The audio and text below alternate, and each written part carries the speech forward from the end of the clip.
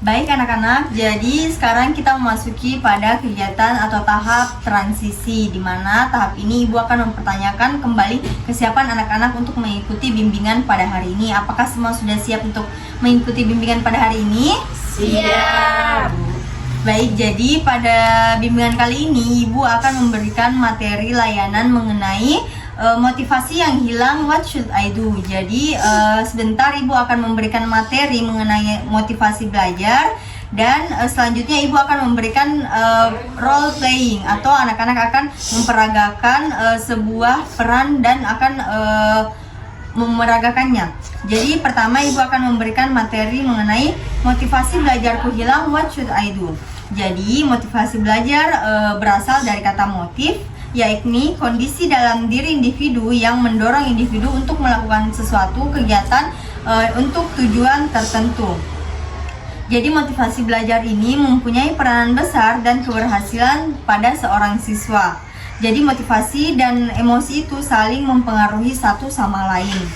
Secara teori, motivasi adalah kondisi kita melakukan sesuatu untuk mencapai sebuah tujuan, sementara emosi adalah kondisi perasaan yang sedang kita alami.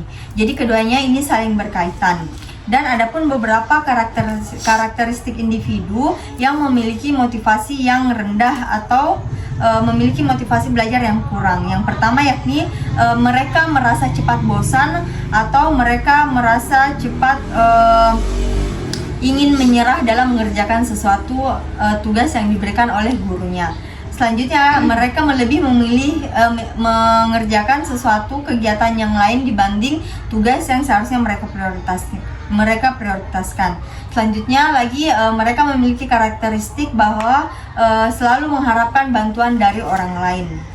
Dan mereka juga selalu bersikap biasa-biasa saja saat tidak mengerjakan tugas.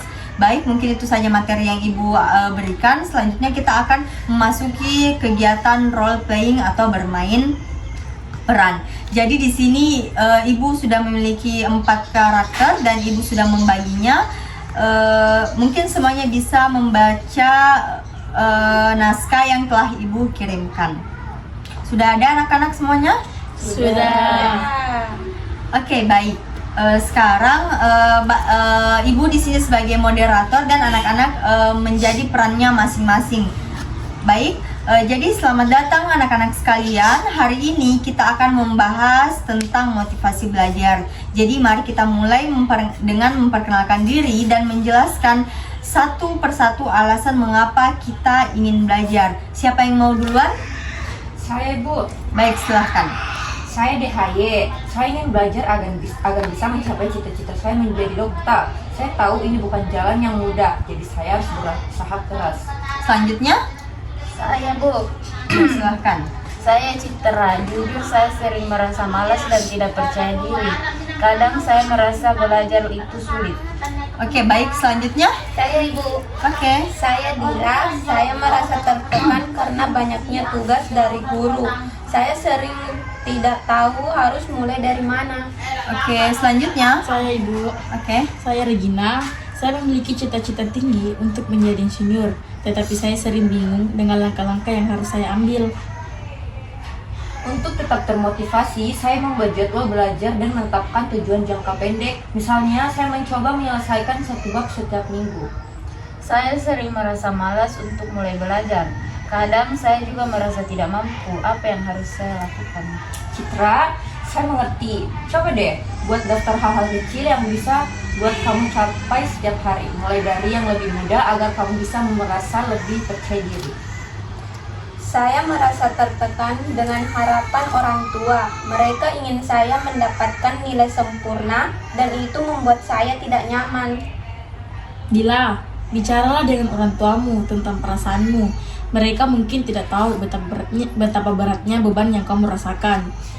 Saya punya cita-cita menjadi insinyur, tetapi bingung langkah-langkahnya. Dila, bagaimana kamu merencanakan studimu? Jadi, saya mulai dengan riset tentang jurusan yang saya inginkan. Setelah itu, saya buat rencana langkah demi langkah untuk mencapainya. Saya rasa kita semua bisa saling mendukung. Ayo kita berbagi pengalaman positif dan saling memberi semangat.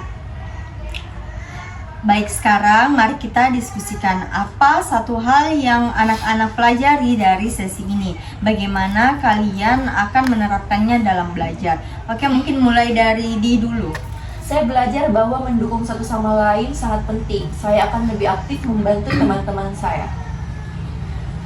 Saya merasa lebih termotivasi setelah mendengar pengalaman teman-teman. Saya akan mencoba membuat daftar tugas. Dila.